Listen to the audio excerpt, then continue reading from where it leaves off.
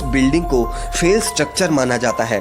ये बिल्डिंग वैसे तो दुनिया की दूसरी सबसे ऊंची बिल्डिंग है, लेकिन शायद आपको ये बात ना पता हो कि इस बिल्डिंग का जो ऑब्जर्वेशन डेक है वो इस दुनिया का सबसे ऊंचा ऑब्जर्वेशन डेक है।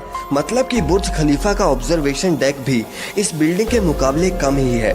इस बिल्डिंग में जो एलिवेटर्स लगे हुए हैं, यानी कि जो लिफ्ट्स इस बिल्डिंग में यूज हुई हैं, वो भी इस दुनिया की सबसे तेज लिफ्ट्स हैं, जो कि 74 किलोमीटर पर आवर की रफ्तार से चलती हैं।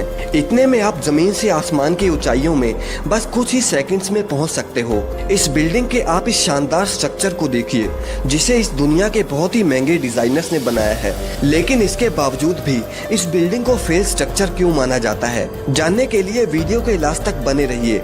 और आज की इस वीडियो का लाइक टारगेट है 10,000 लाइक्स। अगर आपने इस वीडियो को लाइक कर दिया है तो चलिए वीडियो को शुरू करते हैं।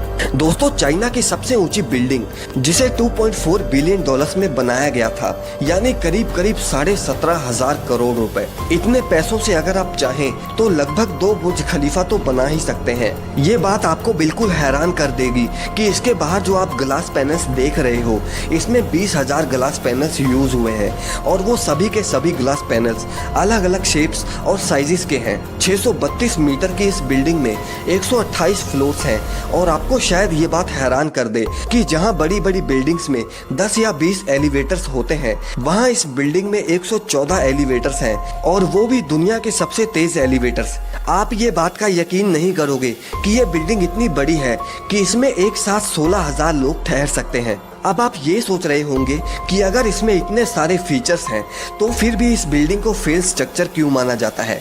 तो मैं आपको बता दूं कि इस बिल्डिंग में 128 फ्लोर्स में से 50% फ्लोर्स तो खाली ही पड़े हैं। मतलब कि जहां इसमें 16,000 लोगों को ऑक्युपाई करने की जगह है, वहीं इसमें सिर्फ 7 या 8,000 लोग ही रह रहे हैं। और इस वजह से रात में तो इस बिल्डिंग की पूरी लाइट्स भी नहीं जल पाती।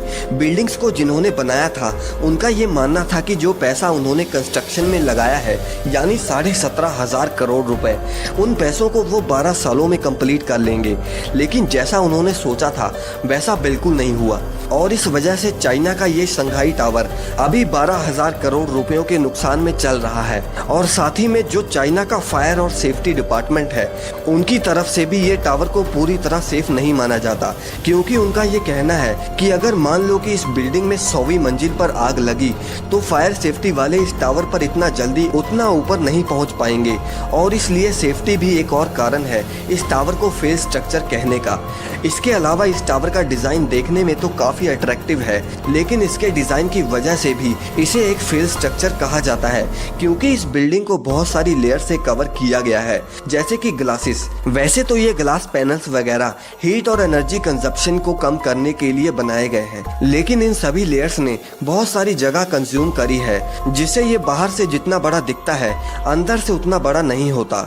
यानी कि आप सिंपल लैंग्वेज में ये भी कह सकते हैं कि जहां इस बिल्डिंग में 16,000 लोग रह सकते हैं, वहीं अगर ये लेयर्स ना होती तो इस बिल्डिंग में हो सकता था कि एक टाइम पर 25,000 लोग भी रह पाते। इसलिए इस बिल्डिंग का डिजाइन भी एक मेन रीजन है कि इसको फेल स्ट्रक्चर माना जाता है। इसके अलावा इस टावर में एक लग्जरी होटल भी खुलने वाला था, लेकिन अभी तक वो होटल भी नहीं खुल पाया। और साथ ही में जिन्होंने इस टावर में अपने ऑफिस वगैरह किराए पर लिए थे, उनमें से सिर्फ 30% लोग ही इस टावर में आए, और बाकियों ने इस टावर में ऑफिस लेने से मना कर दिया, और वो ऑफिस अभी तक खाली ही पड़े हुए हैं, जिस वजह से अभी तक इस टावर पर लगने वाला पैसा भी पूरा नहीं हुआ।